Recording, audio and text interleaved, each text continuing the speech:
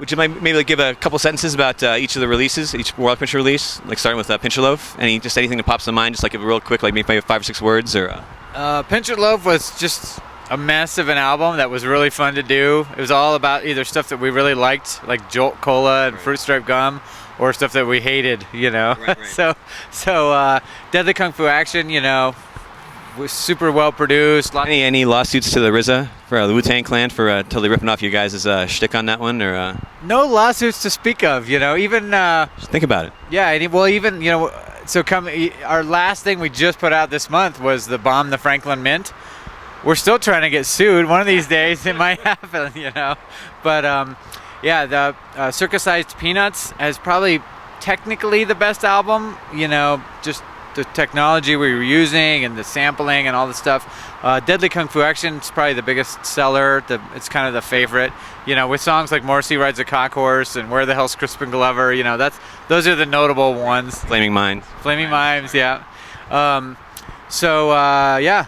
And then that Imposters album came out, I don't know how, like 5 or 6 years ago, but 30 tracks of...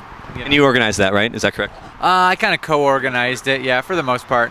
And, you know, it was like 28 or 30 tracks of bands doing Warlock Pincher songs. It was awesome. You know, it's cool to hear people's interpretations, especially so much after the fact. All right, so let's go. You mentioned Bomb the Franklin Mint. On that is probably the last recorded Pincher song, Forever Your Girl.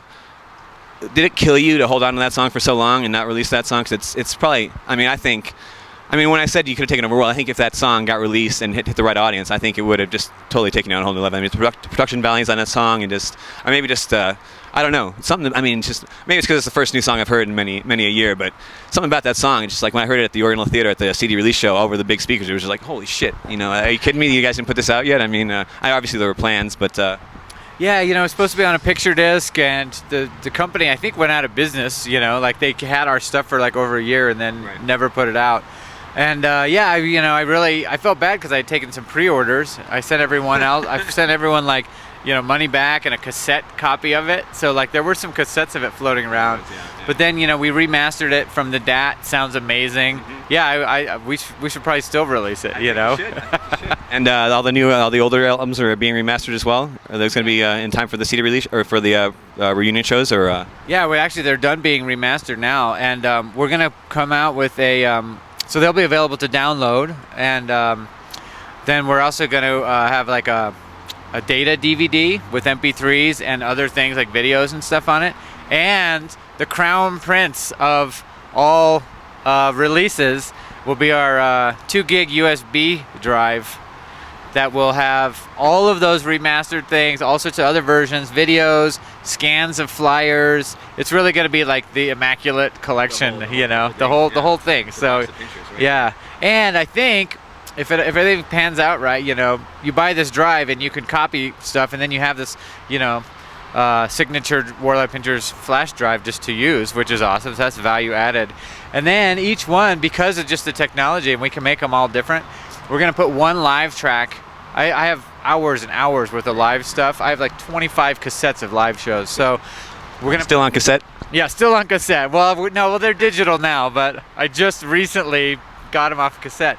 But we're going to put a unique song on each one of those USB drives. So everyone gets their own release, really, you know. So yeah, we're stepping into the future for sure. Very, very, very cool. Very cool.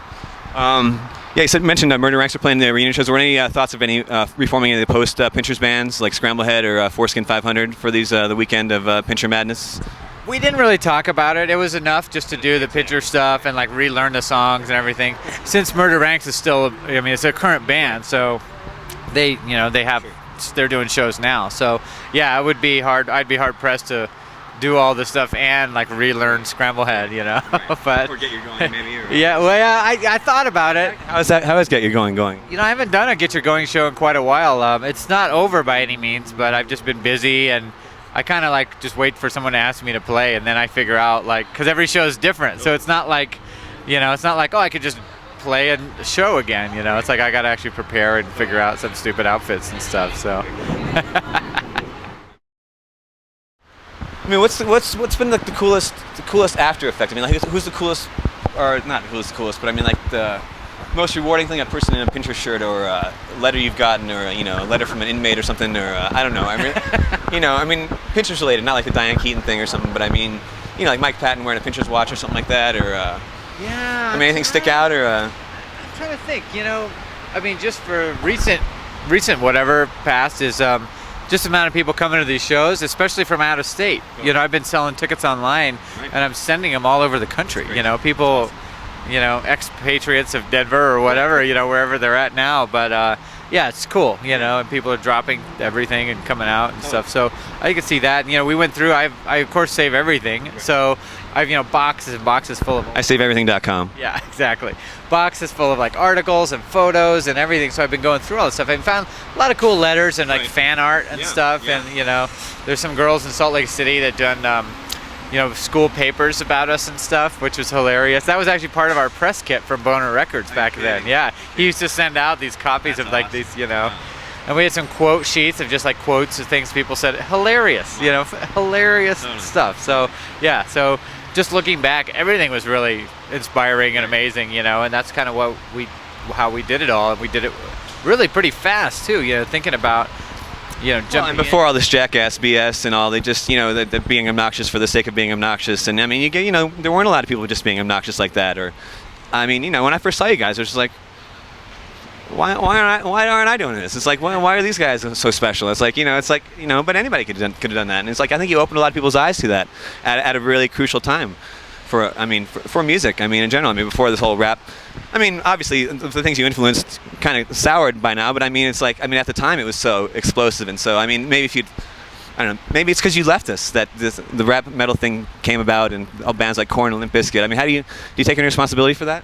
I can't say directly, but I know that, there's definitely, people have said, people like Fred Durst and Marilyn Manson have had our albums, listened to us to some degree, so whether it's influential or it was just something on their stack or whatever, but I think even just in the collective unconscious, we took a bunch of random things, we took a bunch of random guys, random influences, and built something very random, and so I think if anything, anyone could be influenced by that. Even people who hated us could, take influences and stuff. I think probably the people that most influenced probably hated you the most. Is like, fuck these guys. Yeah. But these guys are just like having fun doing whatever up there. Anyway, I'm paying them. Like, yeah. So yeah, I think it was, and just everyone seems to remember something about it, which to me is awesome. It didn't get fallen under the Denver lore. It's like it's been there the whole time. I'm sure over the years people see you, every time they see you at a show, they're like, dude, when are you guys getting back together? Come on, man, They better shut up now. This is if you're not at the shows, then you have no excuses. Yeah, forget it. We moved our vacation plans because of these shows. Man. It's the real deal. You can't.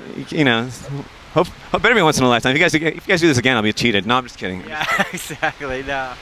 But now, how easy was it to get everybody together? You guys are all over.